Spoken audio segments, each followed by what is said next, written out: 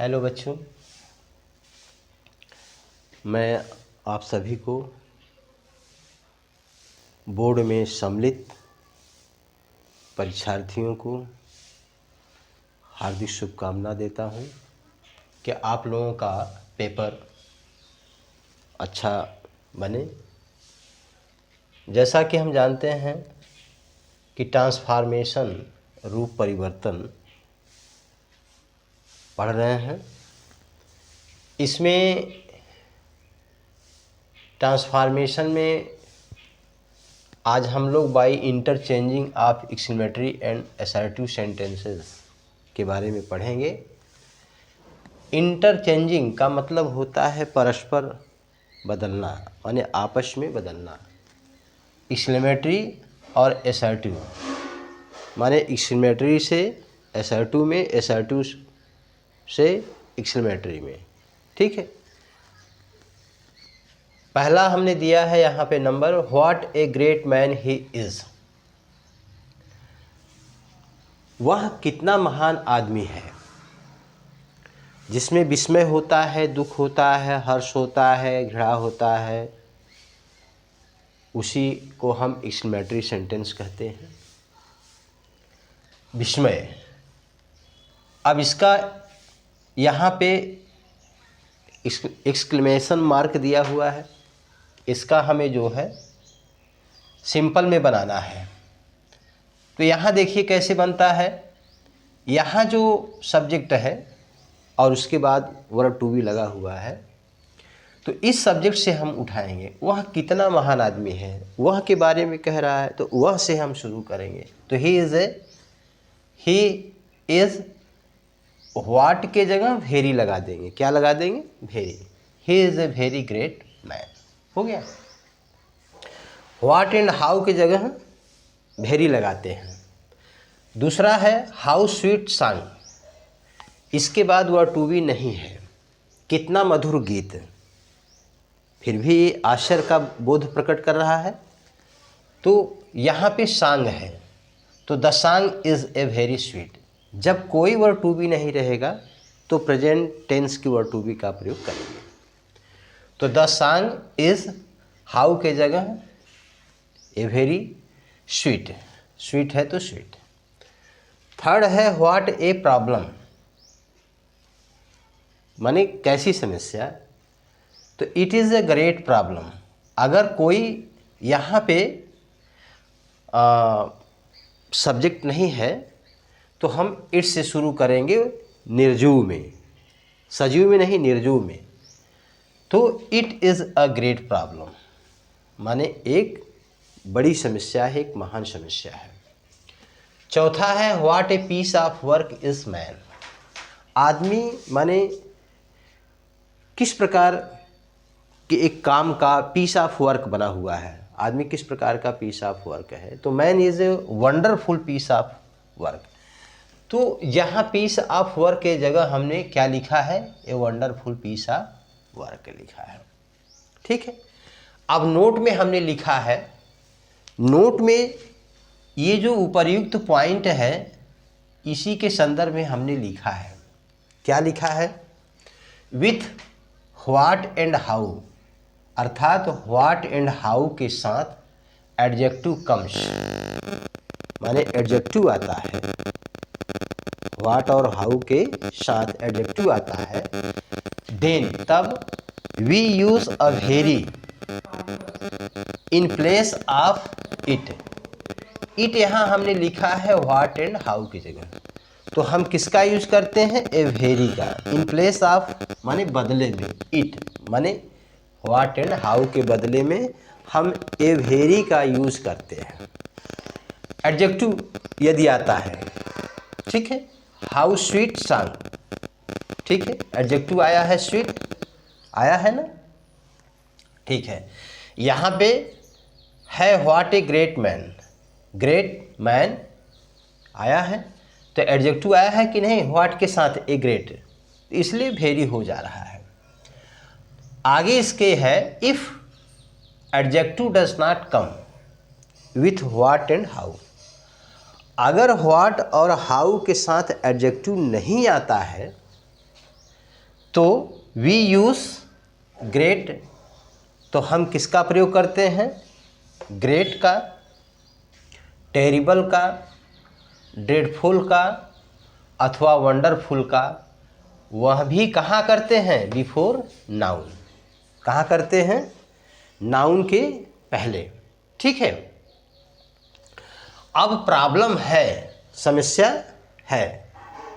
तो प्रॉब्लम जो है, स्वीट तो एडजेक्टिव आता है, लेकिन प्रॉब्लम जो है क्या है? समस्या है। तो यहाँ पे हमने ग्रेट लगाया है। ठीक है। If adjective does not come with what and how, what और हाउ के साथ अगर एडजेक्टिव नहीं आता, व्हाट के साथ यहाँ प्रॉब्लम है, एडजेक्टिव तो है नहीं, तो हम क्या लिखेंगे? यहाँ पे ग्रेट लिखेंगे। क्या लिखेंगे? Great.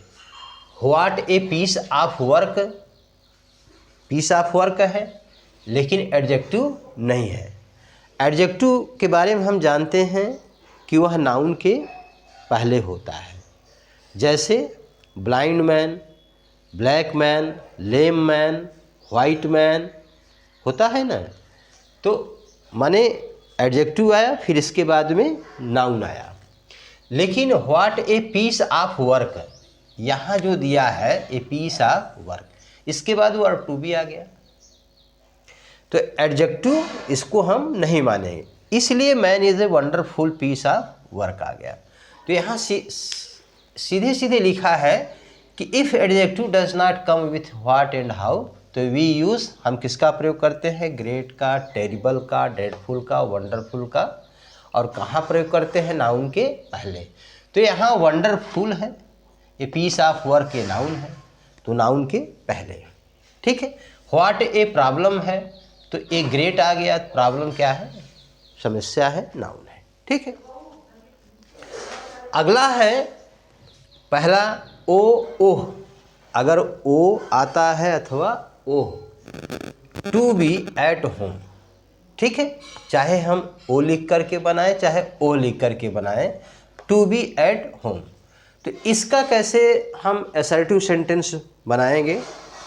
I wish I were at home. मेरी इच्छा है मैं घर पर होता। ठीक है।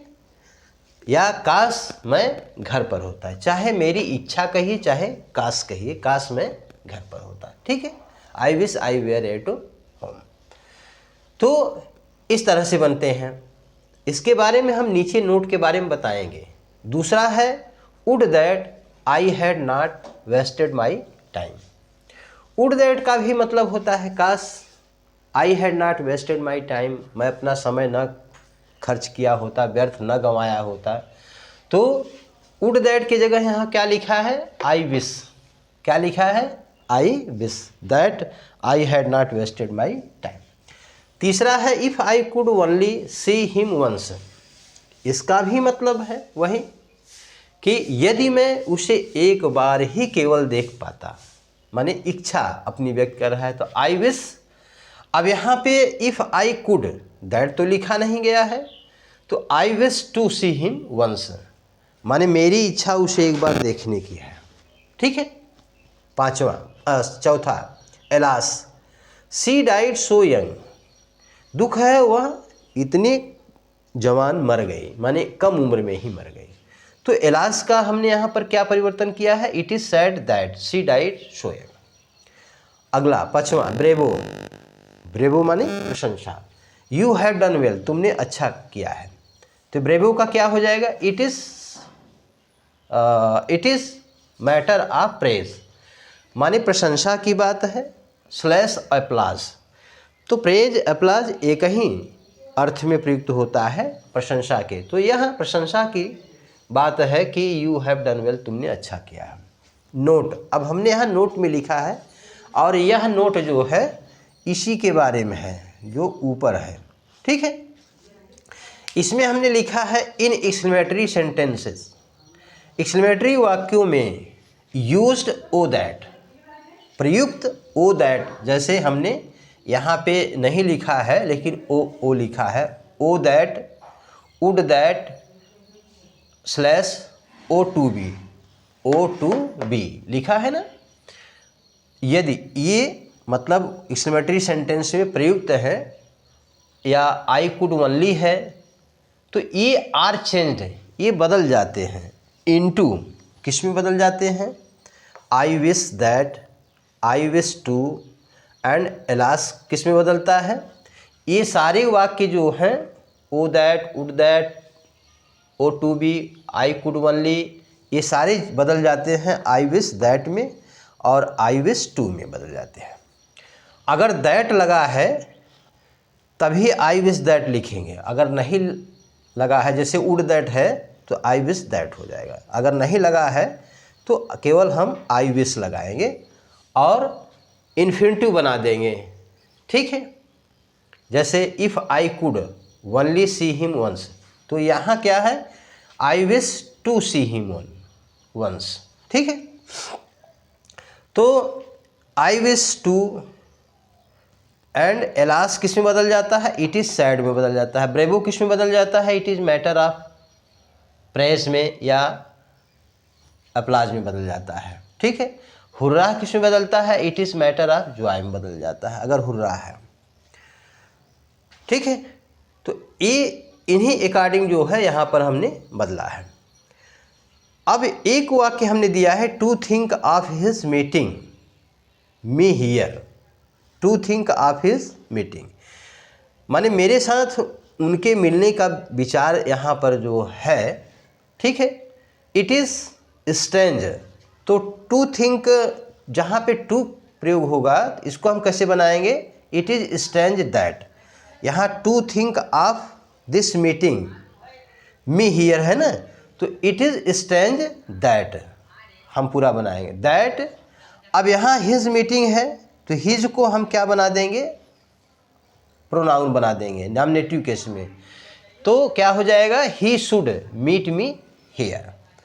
अब यहाँ हमने नोट में लिखा है, if exclamatory sentence begins infinitive to, अगर एक्सक्लेमेटरी सेंटेंस इन्फिनिटिव टू से शुरू होता है तो देन तब हम क्या करते हैं, टू किस में चेंज हो जाएगा, it is strange that, it is strange that लिखेंगे प्लस नॉमिनेटिव प्रोनाउन का प्रयोग करेंगे, आप यूज्ड पॉजेसिव प्रोनाउन, माने प्रयुक्त पॉजेसिव प्रोनाउन का नॉमिनेटिव हम प्रयोग करेंगे, किस में प्रयोग करेंगे, नॉमिनेटिव में प्रयोग करेंगे, प्लस शुड लगा देंगे, प्लस फिर मेन वर्ब लगा देंगे, प्लस अदर बात ले लिखेंगे।